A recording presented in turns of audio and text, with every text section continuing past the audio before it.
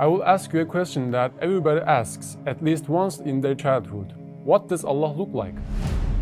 How does Allah do all the work at the same time? If Allah is beyond time and space, how come He's closer to us than our jugular vein? How do we know that Allah is one? It may be easier and better if two people do a job together, right? Welcome to the Towards Eternity cross-examination concept. Today we are gonna ask you the most frequently asked questions about Allah. Why can't I see Allah? We should divide seeing Allah into two parts: to see His essence, to see His attributes. In other words, we don't see His essence right now, but we see His attributes and names everywhere.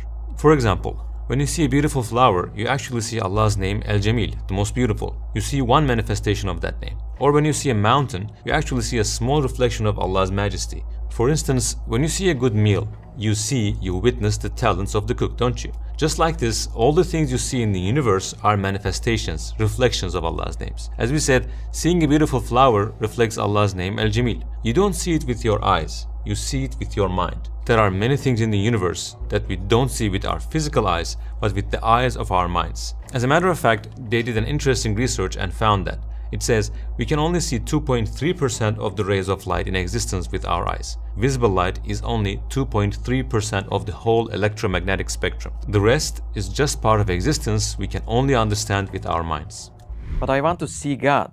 So why can't I see God Himself, His essence, instead of His attributes? It's not possible to see Him in this world. Why not? Think of it like this. Since He created the universe, this means He existed before the universe. So His existence is not dependent on the universe. Therefore, it wouldn't be logical to look for Him in the world or the universe in terms of His essence. The other thing is, if we saw Him, it wouldn't be a test, would it? Imagine that everyone sees Allah. So what's the point of the test then? Therefore, we are not supposed to see Him so that the whole point of being tested is not compromised. Okay, I cannot see Him in this world, but will I be able to see Him in the hereafter? He will be seen in the hereafter. There are verses and hadith regarding this. It is mentioned in verse 22 and 23 of Surah Al-Qiyamah. Let me recite them to you. Estaizu billah, bismillah. Wujuhu yawma idhin nadirah ila rabbiha nadirah. That is, some faces that day will beam in brightness and beauty, looking towards their Lord. However, a lot more detail is given in the hadith. Jarir bin Abdullah radiallahu anhu says, "You were sitting with the Messenger of Allah alayhi salatu wasalam. He looked at the moon on the 14th of that month and said, 'For sure you will see your Lord as you see this moon, and you won't have trouble seeing Him because of the crowd.'" There are more verses and hadith like this that are shown as evidence in this regard. So those who believe will see Him in paradise. I have a question, but I think you cannot answer this. Go ahead. We cannot see Him in this world because we are bound by place. So, well, isn't paradise also a place? The eyes of this world and eyes of the hereafter are actually different. For example, can we see angels when we look around us now? We don't, but it is said that we will see them directly when we go to paradise, right? We're also told that we will see the jinn as well. In other words, when we go to paradise, many of our abilities will develop and manifest. They will improve. Because of this, our ability to see will be different and the quality of it will also be very different. That is, Allah has always been and will always be beyond time and space. But we will still see Him, but it's not possible to understand the nature of it now. It is like this. Imagine that you're trying to explain colors to someone who is born blind. He has never seen colors. How can you explain them to him? Therefore, it is something we'll be able to understand only when we see and experience it. I will ask you a question that everybody asks at least once in their childhood. What does Allah look like? As a matter of fact, He doesn't look like anything, which is also stated in the following verse. Estaizu billah, bismillah. Laysa kamithlihi shay. That is, there is nothing like unto Him. Therefore, He doesn't resemble anything like His creation in terms of His essence. As we've just said, since He created the concept of space and everything in it, He doesn't have a shape, nor He is bound by time. However, it's necessary to divide this concept into two: His essence and His attributes. In other words, in terms of His essence, He doesn't resemble anything and nothing compares to Him. But in terms of His attributes, we have some similarities with Him. He granted us some of His qualities in a limited way, of course. How do we know this? Because in the Quran, while describing Himself, Allah Azza wa Jal uses terms that we can understand and relate to. For instance, He says, Estaizu billah, وَهُوَ السَّمِيعُ الْبَصِيرُ. That is, He is the all-hearing and all-seeing. Hearing is a term that I use for myself. When Allah addresses me, He introduces Himself to me using the term I use, hearing. The following is stated in another verse, at the end of verse 44 of Surah Al-Isra, Estaizu billah, إِنَّهُ كَانَ حَلِيمًا غَفُورًا. That is, He is Halim, Ghafur. What does Halim mean? most forbearing, not hurrying to punish, patient. Normally, we can use this word for ourselves. We say, this man is a patient man. He isn't quick to judge, he is lenient. That is, he gives other people a chance to explain themselves. Or he is ghafur, that is, he is forgiving. In fact, this word is also a word we use for ourselves. In other words, when Allah introduces himself, he often does this through the terms we use. Or our Prophet ﷺ gave examples of the compassion of a mother to explain the mercy of Allah. So how do we make the comparison here? We do not resemble him in any way in terms of his essence. Nothing is like him. But we have similarities in terms of attributes. That is, Allah can see, we also can see. But he doesn't need eyes. We don't know how he sees, but we know that he sees. Therefore, we are in no way similar in terms of his essence. But he gave us very small samples of some of his features so that we could know him in terms of his attributes. Thus, by looking at them, we can think, just as I am compassionate to people and I am kind, so too does Allah have mercy on all of us. Of course, our qualities are limited, but his attributes are perfect and unlimited. These attributes that we have are minimal manifestations of his names. Okay, I'll ask you another question. How do we know that Allah is one? It may be easier and better if two people do a job together, right? If a person holds one end of this table and someone else holds the other, it can be lifted more easily. Isn't it possible for more than one deity to manage the affairs of the universe? Lifting the table more easily with help is related to our limited power. Since our strength is limited, the help of others can make things easier for us. But Allah's power, by definition, is unlimited. Therefore, the concept of having difficulty does not apply to him. And since he is infinitely powerful, he doesn't need the help of any other being. So the existence of another deity is not logical. It won't add anything extra. When it comes to managing the universe with more than one deity, I want to explain this by using your table example again. Imagine that you hold the table by this end and the other person holds it by the other end. If you want to go this way and he wants to go that way, on the contrary, it will be more difficult. As a matter of fact, the second person always makes it difficult, even impossible in terms of management. If there were two presidents in a country, two principals in a school, things would definitely go wrong. Why? Because two different people will obviously have two different wills, two different decisions. It is impossible for them to agree on everything. And when conflict happens, the order gets disrupted and the power struggle starts. Allah states this fact beautifully in the 22nd verse of Surah Al-Anbiya. Had there been within the heavens and earth gods beside Allah, they both would have been ruined. So exalted is Allah, Lord of the throne, above what they describe. But when you think of the perfect harmony in the universe, this incredible balance and order in every detail, you become 100% sure that it must be controlled by a single source, by one God. Besides, there's no evidence in the universe that there is more than one deity. When you look at all the creation, you cannot say, I understand from this that there is more than one God. You cannot provide any evidence in that regard. But there are many evidences that prove the opposite. Other than the perfect order, the way things are created, the way things work in the universe, prove the oneness of Allah very powerfully. For example, the planets rotate in space, right? The spheres rotate. At the same time, you look into physical beings, in the smallest particles, the atoms, you actually see that spheres also rotate. Electrons rotate around the nucleus. So it's like the signature of the same artist. Or take the cleaning activity that is constantly going on in the universe. When you go anywhere in the world, you can see that an animal cleans itself. For example, a duck cleans its own body. When you look elsewhere, when you look at a cat, you see that the cat also cleans itself. Or in another place, you see that a fly cleans itself too. In a desert, you see a snake changing its skin. In fact, that is also a cleaning activity. So wherever you go in the world, when you see that cleaning activity, it's actually the signature of the same artist. There's a cleaning activity seen everywhere. When you look inside the human body, we see a constant renewal, we see constant refreshing. Dead cells go away and new ones come in, the blood is constantly purified. Common laws and common examples like these can be seen in many places in the universe, which show that they all actually are works of the same artist and have the same signature. How does Allah do all the work at the same time?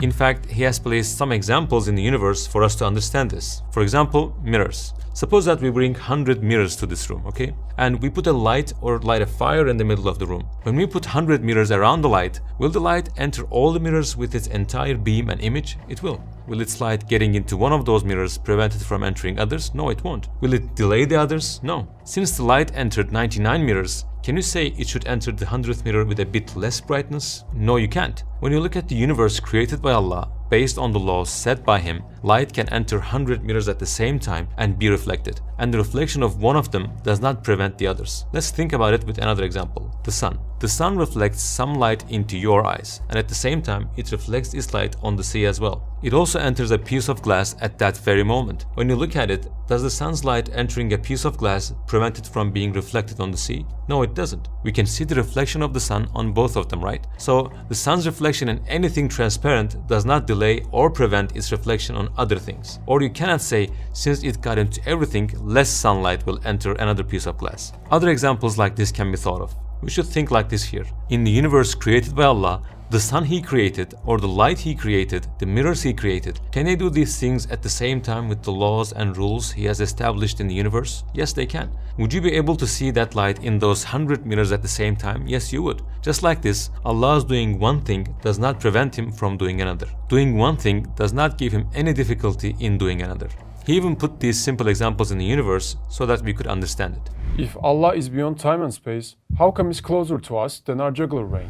Yes, He put an example in the universe to allow us to understand this as well. Like what? You can again simply think of the sun. Are you close to the sun now? You aren't. You're very far away, aren't you? But actually the sun is very close to you. How? Does the sun send you its light? Yes, it does. Does it touch your skin? Yes. Do the sun's rays enter your body? Yes, they do. When you look at the food you eat, do the sun's rays enter it as well? Yes, they do. So you're physically very far away from the sun, but the sun is very close to you. Similarly, we are far away from Allah. There are 70,000 curtains in between. And in terms of His manifestations, He does many different things. For example, with His name Al-Hayy, Allah gives us life, doesn't He? Or with His name Ar-Razzaq, He gives us sustenance. With His name Al-Jamil, He gives us beauty. With the manifestations of His names and attributes like these, He is closer to us than we are to ourselves. He is the reason why we exist and continue to exist. We say Allah is not like humans, right? But Allah gets angry and He sometimes threatens. What is the reason for this? When we say anger, generally we think of things like I couldn't control my anger, I didn't do it willingly, etc. But anger isn't always bad. For example, to ensure justice in a country, the ruler of that place must have anger. Why? Only when he has anger, he can punish the criminal, or he can threaten the oppressor so that the crime rate stays low, right? This anger or this threat is there to ensure justice. It's there to protect the oppressed and intimidate the oppressors. That is to say, the attitude needs to change according to the one spoken to. When there's an oppressor, showing anger is needed. And when there's someone worthy of compassion, it's necessary and befitting for Allah to show mercy. We see it in many places in the Quran. The verses related to mercy mentioned in the Quran are double the amount of verses related to punishment. As for the issue of resemblance, we've just talked about it a little bit. For example, when we say As-Sami' Al-Basir, hears all, sees all, yes, He has the qualities of hearing and seeing, but we do not know their nature. Similarly, Allah Azza wa Jal gets angry, but His nature is unknown to us. One of the names of Allah is Al-Qahhar. When you think about it, the oppressors need to be overpowered. So Allah is Al-Qahhar. He gets angry, but this is not a sign of weakness for Him, unlike you and me. He has anger that befits Him. We say Allah is infinite, but I cannot comprehend what infinity is like. Can you explain it to me? Sure. When you say you want to understand infinity, you need to know what you want to learn. If you say, I want to understand with my mind an infinite being fully with all His qualities, it's impossible for you to do that. Why? Because you are limited. So your mind is also limited. Therefore, you can never understand Him fully. But when it's come to the infinity of His qualities, for example, when I say Allah has infinite power, you can actually understand this. How? Let me explain it to you. Some characteristics are either inherent or external. For instance, wetness. When you wet a towel, the quality of its wetness is external. That is, it has come to it from the outside, as the towel is not inherently wet. But the wetness of water is inherent. Can you say, when did the water get wet? You don't ask such a question, or you don't ask, who wet this water? The water has always been wet. That is the inherent quality of the water. So when a quality is passed on to someone or something later, it's called an external quality. If he always had it, it's called an inherent quality. And when a quality is inherent, that quality has no degrees. For example, you cannot say this water is a little wet or very wet. There are no levels in the quality of wetness in water. But if a quality is external,